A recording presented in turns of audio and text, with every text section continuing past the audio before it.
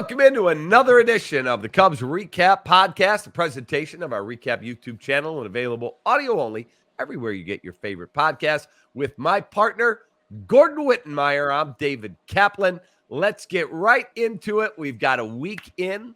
Cubs have won 4 consecutive ball games, 1 over Texas, 3 straight over Colorado, where they almost gave away game 3 when the bullpen struggled. The elements were ridiculous. I mean, I couldn't believe they played in those conditions, but they did, and they found a way, and the offense has showed up in a big way. Gordon, I'm betting Seiya Suzuki at 60-1 to win the MVP. It's a good thing you're rich, Cap. That's it. There's a lot of guys in front of him. And that's not to piss on Seiya Suzuki. I think he's got a chance to have a good year. I just say MVP, man. That's putting some serious bucks on the line there. How much you gambling on that?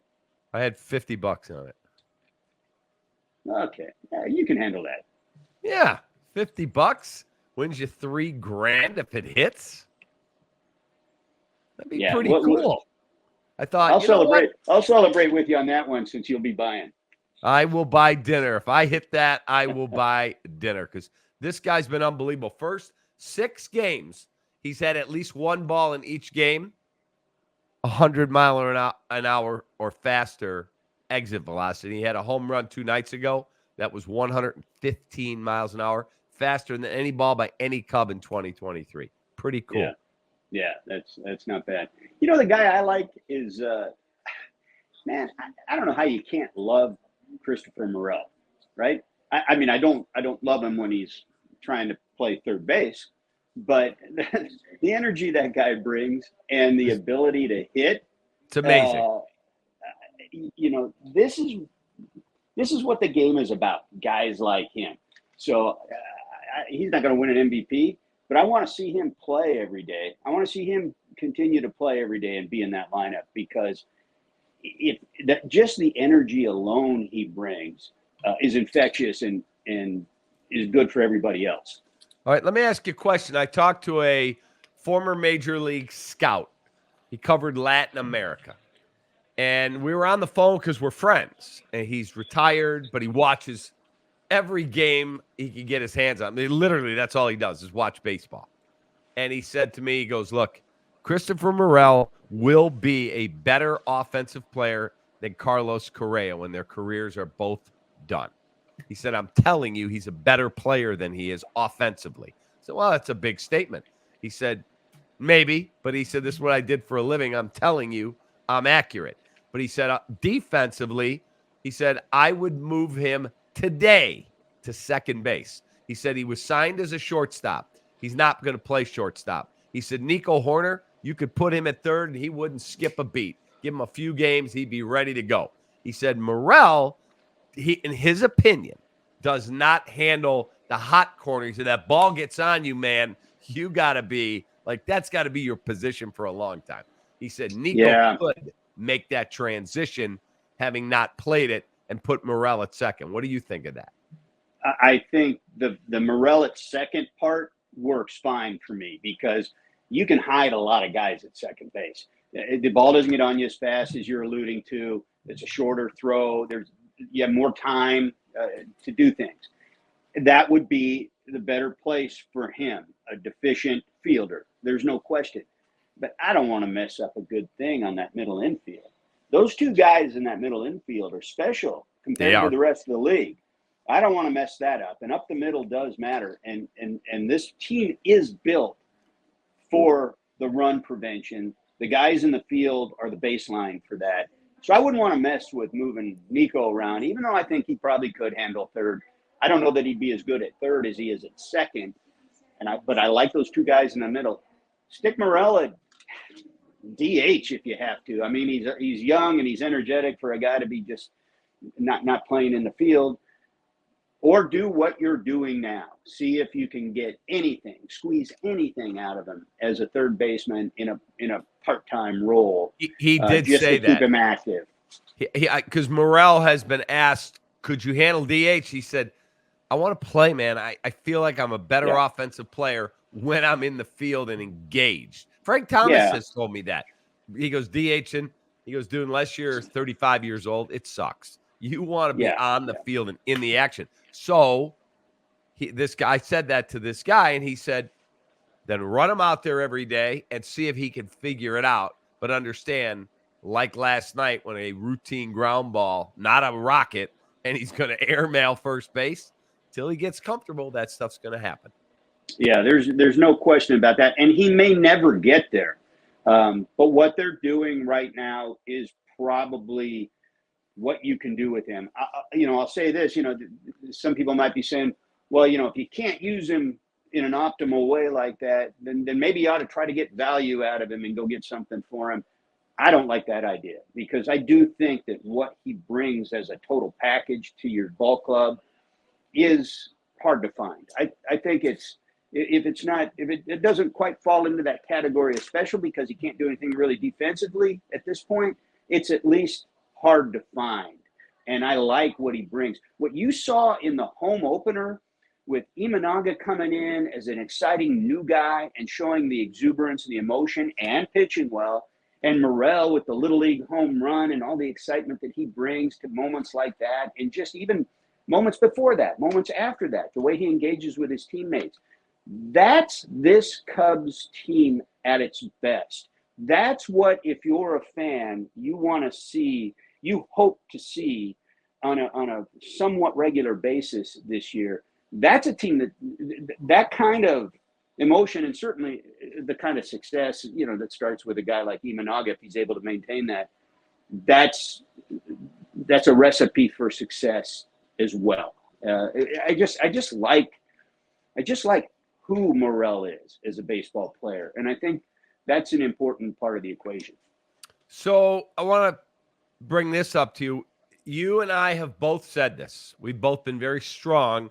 This is going back 2 or 3 or 4 years ago. Theo might still have been here at this point, that the Cubs can't develop pitching. They did okay with position players, whether that was Bryant or Baez or even Rizzo, even though he came over from San Diego, Schwarber, Contreras. Okay, I'll give you that. We said you can't develop pitching. You guys are terrible at it. Jed has changed the way that they have the pitch lab and all of the different things. Dude, they've changed it multiple times. And this latest iteration is producing some results, no doubt. Justin Steele, Adbert Alzolay, Jordan Wicks, Luke Little, Javier Assad, Ben Brown, Cade Horton's coming. Ben Brown last night was ridiculous. Ridiculous. Yeah. He was so good for 4 innings of shutout baseball. I went, wow, my guy looks really good over there. So maybe, just maybe, they have figured out the secret sauce, so to speak.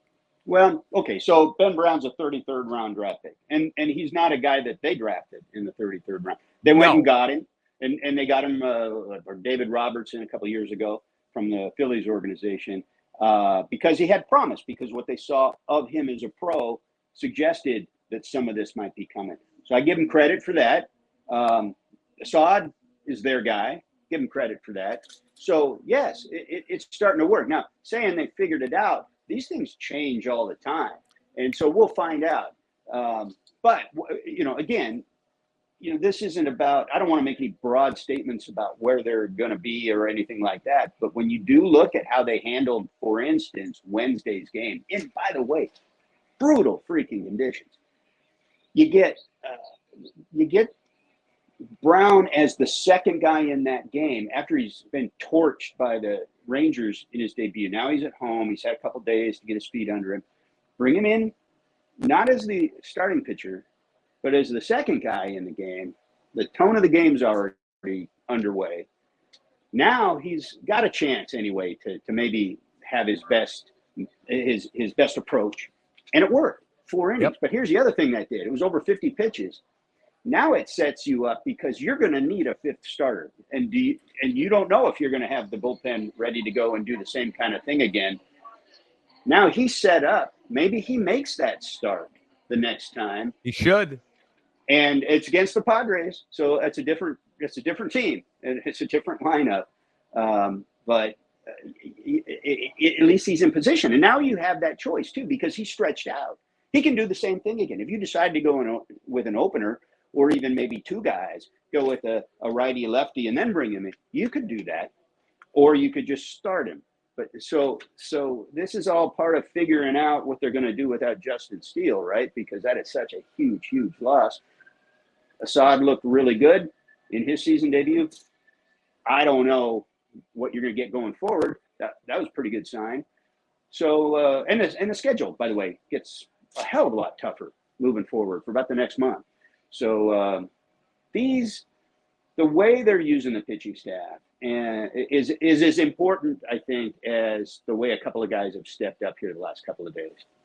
Okay, I also want to go back to something else that I text myself throughout the day. Even in the middle of the night, I'll wake up and I'll go, oh, just remember that. So I want to read you something from our friend, our former teammate, Tony Andracki. Back to Seiya for a minute. Seiya Suzuki, since August 1 of 2023, including his spring training at bats this year.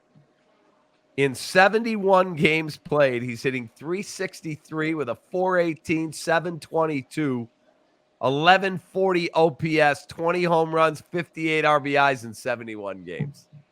Pretty freaking good. Not bad. Wait, that's the guy they paid $85 million for. That's the guy you put $50 on. Yes, that is exactly why I did it. Exactly. All right, now I want to get to something else with you. So I talked to a couple of different people in the TV world. Jed Hoyer came on our radio show, the Kappa J. Hood Show on ESPN 1000 Monday. We were at Bernie's. He walked over. He was great. Guy's always great. Crane came over as well. He was great. And we got into the TV stuff. And Crane was promoting WatchMarquee.com, the direct-to-consumer product they now have because there's so much cord cutting. The Atlanta Braves, I was told by someone else, have the most successful direct-to-consumer product for Braves TV, and that is 56,000 subscribers. That's it. They said even the Yankees haven't figured this out. YouTube TV, combined with Hulu, have now surpassed in this area here in Chicago area, has surpassed Xfinity in terms of total subscribers when you add Hulu and YouTube together. The problem is YouTube is expected to drop regional sports in the fall once the baseball season's over. They've already dropped the Yankees and Mets. And it looks like NBC Sports Chicago and Marquee never got a deal done with YouTube and Hulu. NBC Sports Chicago will lose that platform as well. So I was told that this is public knowledge, national TV deal for basketball. Bulls make just under $50 million per team. That's what each NBA team gets for the national basketball package. And then both teams for the local deal with NBC Sports Chicago, the Bulls and the Blackhawks are 35 to 40 million. Each team gets a check for that. And then the Blackhawks, the national TV deal is $16 million. So you can see the disparity from hockey. When you go to football, each of the 32 teams gets about $300 million in national TV revenue. There is no local TV in the NFL. When you look at all of that, now the latest is that cable systems around the country are saying we are going to take regional sports networks off of basic cable. You're going to have to pay an increased price for a higher tier if you want to get regional sports networks, which many people are going to go, I'm not paying more money for my cable. So they either cut the cord, you lose YouTube. So this ice cube is melting at this rapid rate. So when we asked Jed about Jordan Montgomery, he said, guys, I'm being honest. It was not in the budget. It was not. Crane said the same thing. Not in the budget. And that's why when the Yankees lost YouTube and the Yankees don't have this goal, they didn't go after him. They used to have him. They didn't go after Blake Snell when they heard the price. we're out. So when you hear all that, do you think there's this cliff coming and the car's going to go over the cliff and none of us have realized this to Well, this I don't degree? know, but it's a piece of the pie. It's not the whole pie. So to go back to your metaphor, I don't think this is going to be a car going off the cliff. And by the way, the Yankees don't compare. You can't compare the Yankees because they've gone out and spent.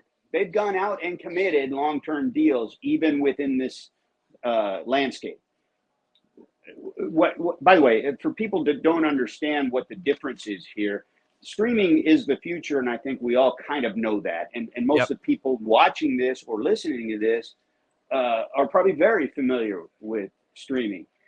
And the reason that the business model sucks from a broadcast rights standpoint, as we sit here now, is because when you had the regional cable TV networks, you had your Comcast or your Xfinity or whatever, they'd sell the package that had ESPN and NBC Sports Chicago on it. But that would be, you'd pay your $80 or whatever, and everybody would pay a piece of that. So, Correct. The person that's got no interest in sports whatsoever and never watches those channels is still kicking in to cover the broadcast rights. Yeah, $5 or $6 for NBC Sports Chicago and like whatever the rights for fees ESPN, are. Right. So as soon as you cut the cord and switch to streaming, now it's only those people that want that channel are paying for it one at a time. Right. And there's estimates out there. I mean, I think I saw somewhere at one point, I think it's something like 30% of Americans are sports fans. It's not a majority. We tend to think it is because we're so close to it. It feels like everybody is into sports, but not everybody is. A lot of people don't pay any attention to it or just tune in during the Super Bowl. Agreed. So that's the problem now, and that's why when you go say the Braves have 50-some thousand streaming customers, and they got the most. I mean, that's compared to millions in the last business model that are paying into the rights fees. So that's why the regional sports networks were able to pay those exorbitant fees for years and years, and they kept going up. So again, it's part of the pie. But when it comes to the Cubs, for instance, they draw 3 million fans a year when they put a product on the field. They told us during the pandemic that's 70% of their profits. And then you throw in the national TV money. So for the Cubs, in theory, it's a little bit less of an impact than maybe for some. Cleveland and Minnesota, for instance, didn't know what they were going to do this year. They didn't spend basically a dime in the offseason because of these types of issues. And everybody's impacted to some degree, and we'll see where it goes. The thing to watch is this. Manfred in the commissioner's office wants as many team streaming rights as they can get to package something kind of like the NFL does. I think the NBA does it, where the league offers you a streaming package. You pick whatever teams you want. They can't do that fully now because they don't have every teams own their own rights. Even like the Cubs own their own rights, and they're. If anybody figures out how to do this, the Cubs are going to be very reluctant to hand over those rights to the league. And they have been very reluctant up till now because theirs should be way more valuable as a national and even international attraction once somebody figures out how to make this business model work. So MLB, and I know we get in the weeds on this, but the Bally's regional networks bankruptcy affects almost half the teams in the game. They only have the streaming rights to 5 or 6 of those teams because the other teams held those rights back. And so when MLB is stepping in and propping up some of these teams and their TV rights because Bally's in bankruptcy, those are the teams that they can possibly and probably have the rights to. But at the end of the day, it may only be half the teams that MLB is able to offer. And that's not going to be the Yankees and the Cubs, for instance. So, or the Dodgers. So, it's very problematic. There are a lot of things to figure out on this. How about this? But I'll say this. I still think it's bullshit that if they use that as an excuse for not getting Jordan Montgomery. Hoyer maybe because he's given a budget, but the ownership side of things, we're talking at the end of the day, Jordan Montgomery was a short-term investment, and they could have handled that. I think so too, but Jed said we didn't have $25 million in our budget. But that's Jed saying they didn't give me that budget. They could have given him that budget. And maybe if it, depending on what his sales pitch is, if he makes a strong enough pitch, maybe they say, okay, well, you can go get him for a year or 2 years that have an opt-out in between. Yeah, maybe in July, if they're in the race, which I think they will be, maybe they step up and do something that surprises everyone. Yeah. I'll end the TV portion with this. I was also doing research online, and it says that Xfinity in the area here had 1.8 million subscribers in 2017, and DirecTV had just under a million. That's 2.8 million between the two. Today, Xfinity has dropped to 950,000, almost half, and 450 for DirecTV. Now think about the impact of that, right? Now, we don't always see it. We just get a bill. We just get a total bill. But if you broke down that bill, that 1.8 million that you're talking about, every single one of them might be paying $5. That part of that bill is $5 from every single one of them that covers the rights fees to, say, sports or a particular network. And that's what you're trying to recoup if you're the Cubs or Major That's exactly Baseball. what it is. The Cubs were, I think NBC Sports Chicago, when I worked there in 22, I want to say it was $5 or $6 of your cable bill went for NBC Sports Chicago and NBC Sports Chicago Plus. I think it was $8 or $9 went. I think $8 went for ESPN. Now there's a chunk that went to Marquee, and guess what? That ice cube is just melting away as people are getting rid of cable. If you go to that 1.8 million and you go to the 30% that I suggested, what would that be? 1/3 of 1.8 million, 600,000. Uh-huh. So if you were to charge the same amount, and then you call it $5, $5 at what's 5 times 1.8 million? 9 million, right? $9 million. So it'd be $9 million a month. But now you cut that down to less than 3 a month. And that's if you're successful enough to get every single one of those sports fans to go buy that network in particular, to buy that network, not just a sports package. That's why you saw what was the business partnership of 3 of the sports outlets. ESPN, Disney, and who was the third one? Apple, Comcast, or Amazon. Werner. It was ESPN was the ABC group. Yeah. Anyway, it was like 3 of them, and that's the idea, right? That if you can come together and partner, it's sort of creating a similar model. Make it something that people can't do without. And by the way, because then you get the Jed and Crane are on the phone. They said, "Tell Gordon thanks for making our argument for us." No, I did not make their argument. I've you only pretty made Hoyer's argument.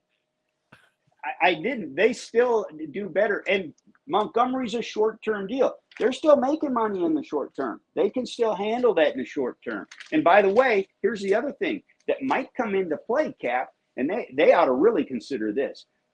For a long time now, you've been able to say, well, we get so much TV money in sports. Who cares what product we put on a field? And I'm not talking about the Cubs in particular because they sell a lot of tickets to their stadium, but a lot of teams got these massive 10-year deals in recent years. That's coincided, and not coincidentally, or it's been a correlation with tanking, with teams that now I don't have to put the team on the field this year. I can tell people I'm building for a couple of years from now. And it's okay because I'm getting the same TV money. You're going to have to really pay attention to the quality of team you're putting on a field because I ain't buying it if that's what you're selling me right now, and I have to pay it directly. All right, before I let you go, Cubs are 4-2, playing good baseball. Again, they have to clean up some of the defensive things. I know the weather played into some of that. I'll tell you what, Cody Bellinger looks really good. It is a team that I think, if they can stay healthy, play good baseball till they get Steele back, they have a chance to have a really, really good team. The key to the whole guy, the guy that's the key to the whole thing, Friday starter, Kyle Hendricks. He did not look good in his first start. With Steele out, you're going to run out of options really fast with how you fill in innings gaps going forward if he doesn't give you innings every 5 days out. And then they got Assad. Who knows what Assad does? Young guy. Imanaga looked good. Maybe you got reason to think you're going to get that most days. It's a very different and tougher schedule coming up than the Rockies was. And so you've got the Dodgers. I wrote it down, man. You got the Dodgers, Padres, Mariners, Diamondbacks before you get Miami, then an off day. Then you got Houston. Then you go on the road again, Boston and the Mets, and you come back from Milwaukee, San Diego. That takes you to May 9th.